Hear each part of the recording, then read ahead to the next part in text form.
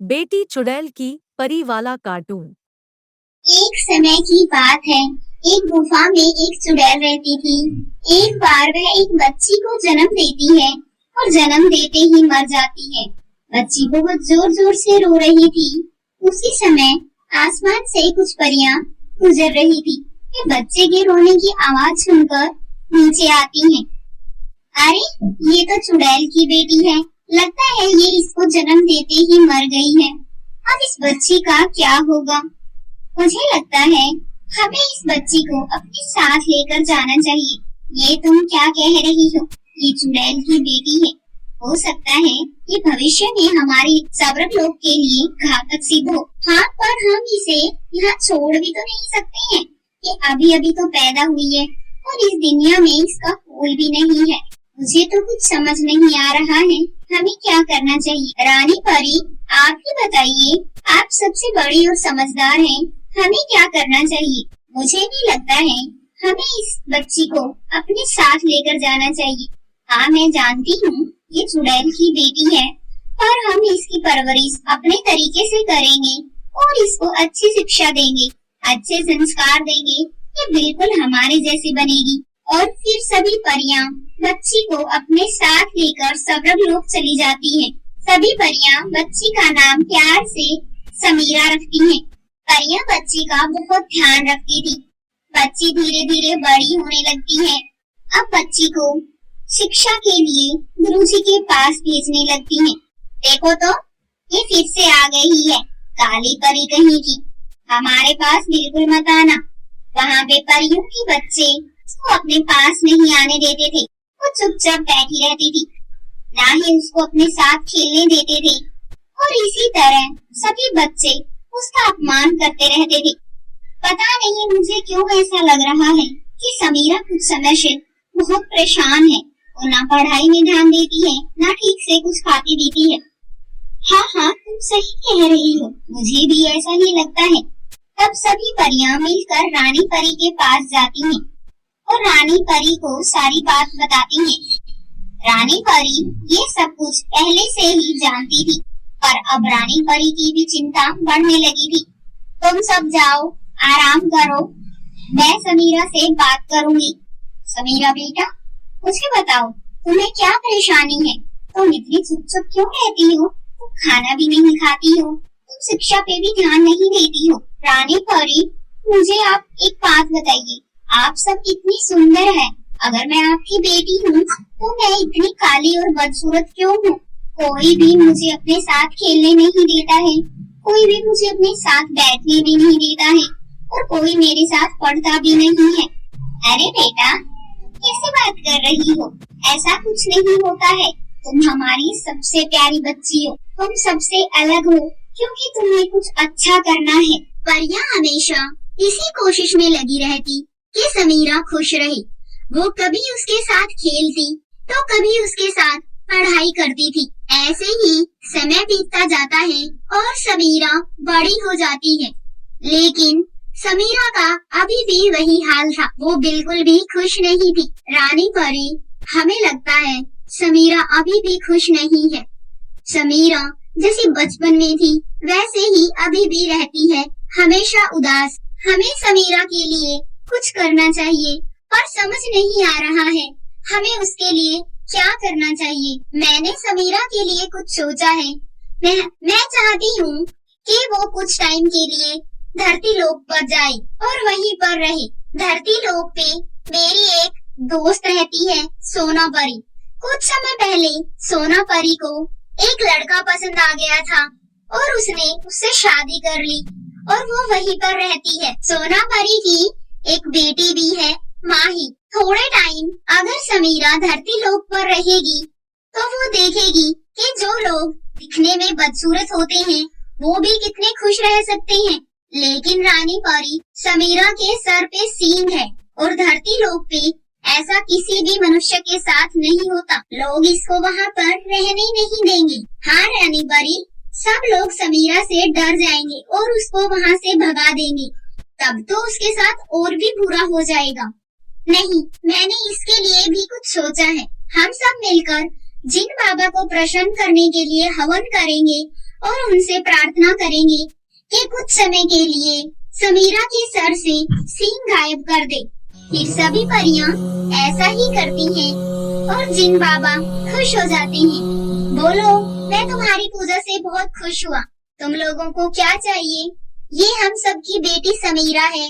ये कुछ समय के लिए धरती लोक पर जाकर रहना चाहती है, लेकिन इसके सर पर सींग होने की वजह से ये वहाँ पर नहीं रह पाएगी। हम चाहते हैं आप कुछ समय के लिए ही सही, पर इसके सर से सींग गायब कर दें।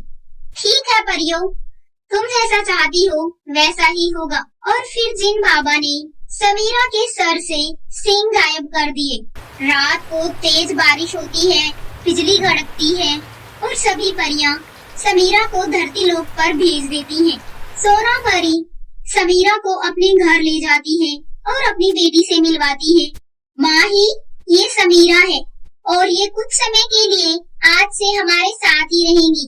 ठीक है मम्मा, हम समीरा का ध्यान रखेंगे। माही दिल की बहुत अच्छी थी और समीरा का अच्छे से ध्यान भी रखती थी और उसके साथ मिलजुल कर रहती थी। समीरा को भी धीरे धीरे माही के साथ बहुत अच्छा लगने लगा। समीरा, मैं कॉलेज जा रही हूँ।